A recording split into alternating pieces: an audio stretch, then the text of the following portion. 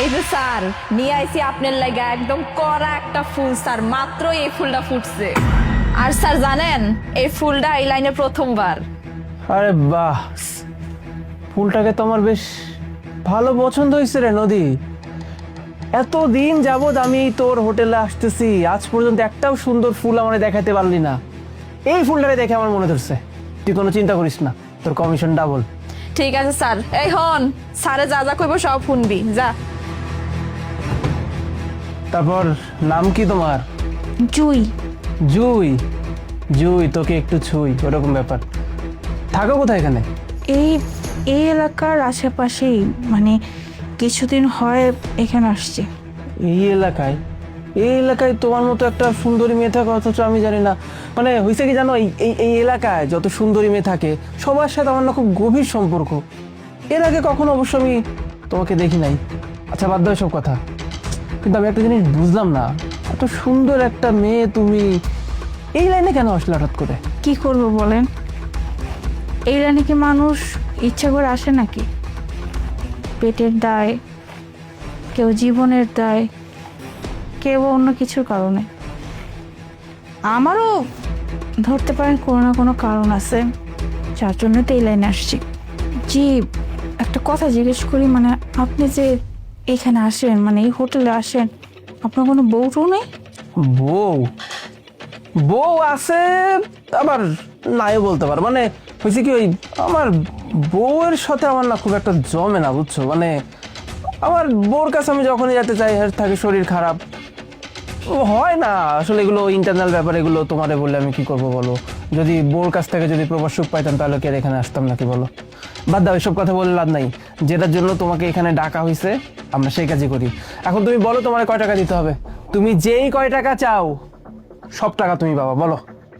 মানে আপনি, আমি যত টাকা চাইবো আপনি আমার তত টাকাই দিবেন?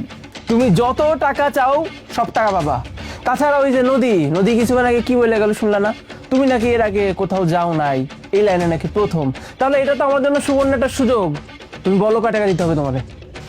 তাইলে আপনি আমার 1,00,000 টাকা দিয়েন। মাত্র 1,00,000? টেনশন করো না, তুমি যদি মানে খুশি করতে পারো তোমার একটা 20,000 টাকা আমি বোনাস দিব। কি আশ্চর্য, সব কিছু তো ঠিকঠাক হয়ে গেল, দূরে কেন? এদিক কাছে আসো। এই যে মেয়ে দেখে লজ্জা পায়। হায় রে, তুমি নাচতে এসে যদি তোমার বুকে ওড়না ঠিক করতে যাও হবে? আমি লজ্জা ভাঙে দিচ্ছি, এগুলো আমার নিত্যদিনের অভ্যাস।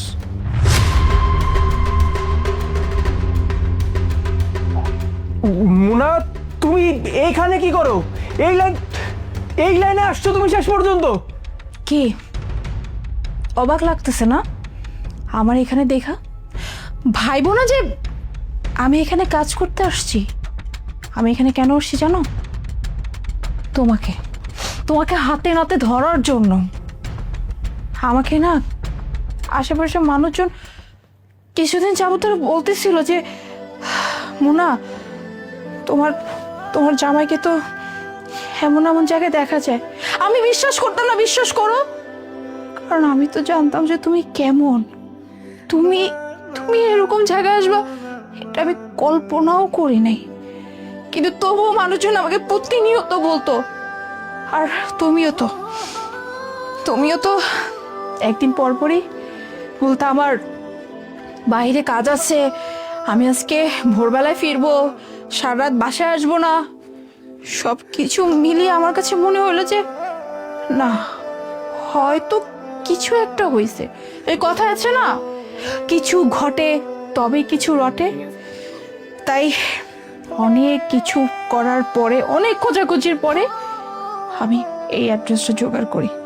আর আজকে আমি এভাবে আসি যাতে করে তোমাকে আমি হাতে নাতে ধরতে পারি। বিশ্বাস করো, এখানে আসা অব্দি আগে পর্যন্ত না আমার মন শুধু এটাই বলছিল যে না, আমি যাব ঠিকই, কিন্তু আমি আমার সাজিদকে ওখানে পাবো না। কিন্তু আমি যখন এখানে আসলাম, নিজের চোখে সবকিছু দেখলাম, তখন না আমার বিশ্বাস হইতেছিল না যে তুমি তুমি এরকম একটা জায়গায় আসছো। আর কি যেন বলছিল, তোমার বউ তোমাকে কাছে যেতে দেয় না, তাই তুমি এখানে আসছো। আচ্ছা আমার একটা কথা বলো তো সাজিদ, তুমি যখনই আমার কাছে যাইতে চাইতা আমি তোমাকে বারণ করতাম, বা আমি বলতাম যে আমার শরীর ভালো লাগছে না। আমার আজকে ভালো লাগতেছে না। কোনোদিন কি জিজ্ঞেস করছিলা যে মুনা তোমার কি এমন হয়েছে, কেন তুমি এরকম করতেছো, কেন তোমার শরীর ভালো লাগে না?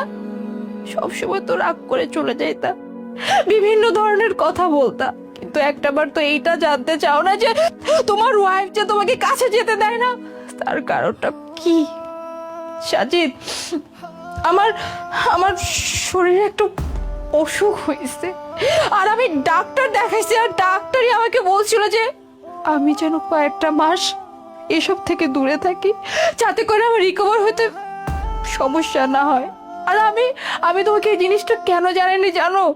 যাতে করে তুমি চিন্তায় না পড়ো আমাকে নিয়ে। আমি তোমাকে চিন্তা দিতে চাই নাই, কিন্তু কিন্তু আমার এটার জন্য কিনা আমারই হাজবেন্ড বাহিরে এসে সুখ খুঁজে, হ্যাঁ, বিভিন্ন মেয়েদের কাছে যে বিভিন্ন হোটেলে যায়। আসলে আমারই ভুল হয়েছে জানো, তোমার মতো এরকম একটা মানুষকে বিয়ে করা আর ভালোবাসা। মুনা, মুনা প্লিজ তুমি এভাবে কথা বলো না। আমি মাপ চাচ্ছি মুনা তোমার কাছে।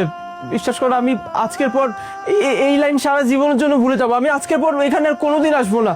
আসলে আমি না মানে মানসিকভাবে অনেক ডিপ্রেস ছিলাম। আমি যখনই তোমার সঙ্গ পেতে চাইতাম তুমি আমাকে মানা করতা। আমি এই জিনিসটা মানতে পারতাম না। পরে আমার বন্ধু আছে না আপন, আমি ওর সঙ্গে ব্যাপারটা শেয়ার করি, আর ও আমাকে এই জায়গার ঠিকানা দেয়।